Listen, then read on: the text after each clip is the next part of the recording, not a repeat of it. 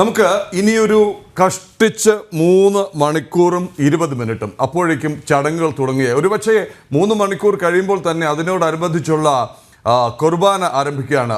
ഐസൻ ജോസ് ചേരുന്നു ഇന്റർനാഷണൽ ഡെസ്കിൽ നിന്ന്. ഐസൻ, തെരഞ്ഞെടുപ്പ് പ്രഖ്യാപനം മുതൽ സ്ഥാനാർത്ഥിത്വം മാറി മറിയുന്ന കാഴ്ച, ഡെമോക്രാറ്റിക് ക്യാമ്പുകളിൽ ആശങ്ക ഉയരുന്ന കാഴ്ച, ഡെമോക്രാറ്റിക് സ്ഥാനാർത്ഥിയെ മാറ്റുന്ന കാഴ്ച, എല്ലാ പ്രതീക്ഷകളും തകർത്തുകൊണ്ട് ഡെമോക്രാറ്റുകൾ ട്രംപിനൊപ്പം എത്തുന്നു, ട്രംപിനേക്കാൾ മുന്നേറുന്നു അഭിപ്രായ സർവേകളിൽ, വീണ്ടും ഒപ്പം പിടിക്കുന്നു, മുന്നേറുന്നു, വ്യക്തമായ ഭൂരിപക്ഷത്തോടുകൂടി ട്രംപ് അധികാരമേറുന്നു. ചരിത്രം രണ്ടാമത്തെ വട്ടം മാത്രം, 230 വർഷത്തെ പ്രസിഡൻഷ്യൽ തെരഞ്ഞെടുപ്പ് ചരിത്രത്തിൽ 2ാം വട്ടം മാത്രം ക്ലീവ്ലാൻഡിന് ശേഷം. ഐസൻ, കഴിഞ്ഞ ദിവസത്തെ വിക്ടറി റാലിയിലേക്ക് നമുക്ക് വരാം. പക്ഷേ ഇന്ന് അവിടെ എന്തൊക്കെ നടക്കും എന്ന് ഒന്ന് പ്രേക്ഷകർക്കായി ഒന്ന് അനലൈസ് ചെയ്യാമോ? ഇന്ന് നടക്കാൻ പോകുന്ന ചടങ്ങുകൾ എങ്ങനെയാണ്? സത്യപ്രതിജ്ഞ ചടങ്ങ്, അതിനുശേഷമുള്ള പരേഡ്, അതിന് മുന്നോടിയായിട്ടുള്ള കുർബാന, ഇതൊന്ന് പറയാമോ? ഈ സത്യപ്രതിജ്ഞ ചടങ്ങ് ആരംഭിക്കുന്നതിന് മുമ്പ് എല്ലായിടത്തും ഉള്ളതുപോലെ തന്നെ വൈറ്റ് ഹൗസിന് തൊട്ടടുത്തുള്ള അല്ലെങ്കിൽ വളരെ അടുത്ത് തന്നെയുള്ള സെൻറ്റ് ജോൺസ് എപ്പിസ്കോപ്പൽ ചർച്ചിലുള്ള കുർബാനയാണ് ഇതിൻ്റെ ഏറ്റവും പ്രധാനപ്പെട്ട ഘടകം, അല്ലെങ്കിൽ അങ്ങനെയാണ് തുടങ്ങി വെക്കുന്നത്.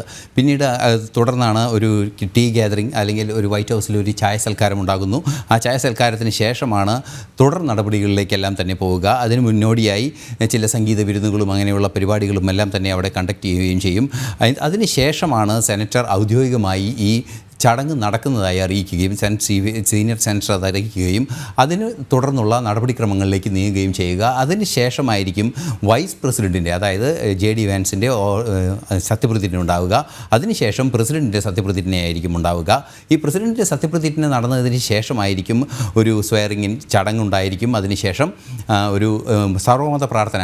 ഇപ്പോൾ നമുക്കിപ്പോൾ ലഭ്യമാകുന്ന വിവരങ്ങളനുസരിച്ച് റബ്ബി ആരി ഭർമൻ, ഇമാം ഹുസൈൻ അൽ ഹുസൈനി, അത്തരത്തിൽ പാസ്റ്റർ ലോറൻസോ സുവൽ എന്നീ പറയുന്ന ആളുകളെല്ലാം തന്നെ വിവിധ മതങ്ങളുടെ പ്രതിനിധികൾ അവിടെ എത്തി പ്രാർത്ഥനയ്ക്ക് സമാനമായ ഒരു സന്ദേശം നൽകുന്ന രീതിയിലുള്ള ഒരു നടപടിയായിരിക്കും ഉണ്ടാവുക. അതിനുശേഷമാണ് ദേശീയ ഗാനത്തോടെ ഇത് അവസാനിക്കുകയും പിന്നീട് ഈ സെറിമണിക്ക് ശേഷമുള്ള പരേഡും നടക്കുകയാണ് ചെയ്യുക. ഇതാണ് അവിടെ നടക്കുന്ന ഒരു നടപടിക്രമം എന്ന് നമുക്ക് പറയാനുള്ളൊരു അല്ലെങ്കിൽ ഒരു ഷെഡ്യൂൾ അതായിരിക്കും.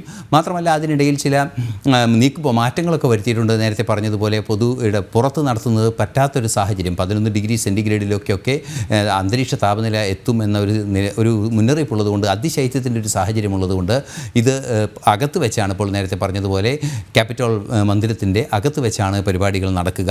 മാത്രമല്ല ഈ പരേഡ് ഉൾപ്പെടെയുള്ള പരിപാടികളും അതിനകത്ത് വെച്ച് തന്നെയാണ് നടക്കുക എന്നതാണ് ഏറെ പ്രാധാന്യമർഹിക്കുന്ന വിഷയം. മറ്റൊരു പ്രധാന കാര്യം എടുത്തു പറയേണ്ടത് ജോ ബൈഡൻ ചടങ്ങിൽ പങ്കെടുക്കുമെന്ന് തന്നെയാണ്. മാത്രമല്ല ഭാരതത്തിൻ്റെ പ്രതിനിധിയായി S ജയശങ്കർ, അതുപോലെ തന്നെ ചൈനയിൽ നിന്നും മറ്റ് വിവിധ വിദേശ രാജ്യങ്ങളിൽ നിന്നുള്ള പ്രതിനിധികൾ അവിടെ എത്തുന്നു എന്നതാണ് ഏറെ പ്രാധാന്യമർഹിക്കുന്നൊരു വിഷയം. മറ്റൊരു പ്രധാന വിഷയം, ഈ ആഘോഷ ചടങ്ങ് വൈറ്റ് ഹൗസിൻ്റെ പരിസരത്ത് നടക്കുമ്പോൾ അല്ലെങ്കിൽ ഈ സത്യപ്രതിജ്ഞ ചടങ്ങ് നടക്കുമ്പോൾ 2 ലക്ഷത്തിലേറെ പേർ വിവിധയിടങ്ങളിൽ CCTVകളിലും മറ്റുമായി ആ പ്രദേശത്ത് ഒത്തുകൂടാനും സാധ്യതയുണ്ട്. അത്തരത്തിൽ ആഘോഷമാക്കുകയാണ് ഇനി വൈറ്റ് ഹൗസിൻ്റെ, ഇനി ഇവിടുന്ന് അങ്ങോട്ടുള്ള മണിക്കൂറുകൾ ആഘോഷത്തിൻ്റെ മണിക്കൂറുകളാക്കി മാറ്റുകയാണ് ഈ അമേരിക്കക്കാരുടെ ലക്ഷ്യം. അമേരിക്ക ഇനി ആ ഒരു രീതിയിലായിരിക്കും ഇനിയുള്ള ദിവസങ്ങളിൽ, ഇനിയുള്ള മണിക്കൂറുകളിൽ വാഷിങ്ടണെ നമുക്ക് കാണാനാവുക.